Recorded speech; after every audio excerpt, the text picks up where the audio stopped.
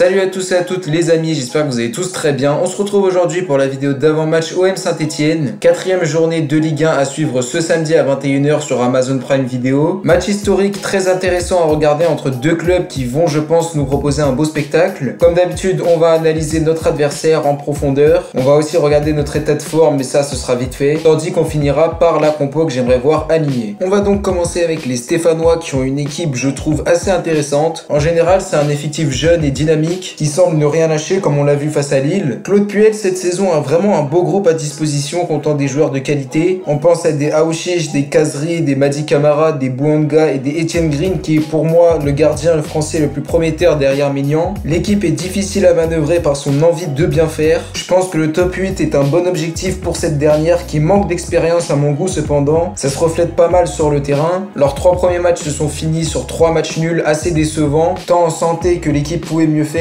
Pour moi, ça reste un cran en dessous de Nice. La victoire est l'objectif prioritaire. C'est vraiment très important qu'on empoche les 3 points dès maintenant contre une équipe qui risque de monter en puissance au fil de la saison. En ce qui concerne le plan tactique, ils évoluent depuis 2 matchs en 4-3-3. Un schéma plutôt simple où la défense me semble très moyenne. 4 buts encaissés en 3 matchs, ça peut paraître pas énorme. Mais quand on voit à quel point Etienne Green est décisif, vraiment ça montre à quel point cette défense est friable. Ce gardien que je trouve excellent. Ça va être compliqué pour nous de marquer. Face à Nice, durant la première période, on a dû faire face à un très bon Benitez et dans ce cas là je pense que ça va être similaire. De notre côté je n'ai rien à dire, ne serait-ce que ma vision des choses sur l'équipe est la même qu'avant le match face à Nice. Rencontre où l'on ne peut pas tirer de conclusion sur 75 minutes jouées seulement. C'est à nous donc d'être méfiants, on doit jouer le match jusqu'au bout. Le secteur offensif doit se montrer comme d'habitude tranchant, qualitatif et technique. Quant à la défense, j'ai apporté quelques changements pour la rectifier parce que je la trouve vraiment beaucoup trop friable. Durant les 3 matchs on sentait clairement qu'un but pouvait intervenir à n'importe quel moment. La défense est loin de me donner satisfaction, même s'il est vrai que Mandanda de temps en temps y est pour quelque chose. Donc voilà, si l'équipe se porte bien, ça devrait aller. Encore faut-il que cette condition soit respectée jusqu'au bout. Maintenant pour ma compo, je vais complètement changer de dispositif. Je vais partir en 4-2-3-1 avec l'idée que Sampaoli ne va sûrement pas le faire malheureusement. Comme d'habitude, je mets Mandanda au but, Paul Lopez s'est remis à s'entraîner mais je pense qu'il est encore un peu juste. Le gardien récemment sélectionné avec les Bleus m'a tout de même donné satisfaction contre Nice. Il semble s'être remis au niveau. À lui de continuer sur cette voie. Pour ma défense à 4, ce sera Luan Perez à gauche, Alvaro Saliba au centre et Lirola à droite. Donc pour Perez, j'ai vraiment hésité à mettre Amavi qui est un défenseur dont on connaît les qualités. De ce que je sache, il a déjà évolué à ce poste-là au Brésil. S'il garde sa sérénité, ça devrait aller. Après, en ce qui concerne Lirola, là, je n'ai pas besoin de me justifier en espérant qu'il soit juste physiquement. Mes 2 milieux défensifs sont Gerson et Guendouzi. Je titularise pas Camara que j'ai pas trouvé très bon. Il est pas mauvais certes, mais je trouve qu'il va pas assez vers l'avant. Il va pas te sortir de belles passes. A contrario d'un Gerson ou d'un Guendouzi qui vont se montrer juste techniquement et bon dans l'entrejeu. Pour Gerson, il aura été décrit comme un milieu assez polyvalent à son arrivée, donc je pense qu'il peut remplir cette tâche de milieu défensif. Si Sampaoli voit que dans ce match, ça le fait pas, autant faire rentrer Camara, même si à la base on part avec une défense à 4, ce qui fait que les milieux selon moi doivent être plongés vers l'avant, contrairement à une compo où là on aligne 3 défenseurs. Pour mes ailiers, c'est du classique, De La Fuente à gauche et Under à droite. Enrique ne m'a pas satisfait, je l'ai trouvé beaucoup trop timide. Certes, il a fait des efforts défensifs, mais on évoluait dans un effectif où il y avait 3 défenseurs. Je pense donc que c'était vraiment nécessaire. Là, c'est pas la peine. Les ailiers ne doivent penser qu'au plan offensif et non pas défensif, grâce à l'apport de Lirola et Luan Perez qui aide beaucoup. Pour mon milieu offensif, Dimitri Payet, pas grand chose à dire. Il doit participer à la création du jeu et distribuer de bons ballons vers Bamba Dieng. Alors, on est tous d'accord pour dire que durant les 3 matchs, il manquait cruellement un point d'appui. C'était vraiment flagrant.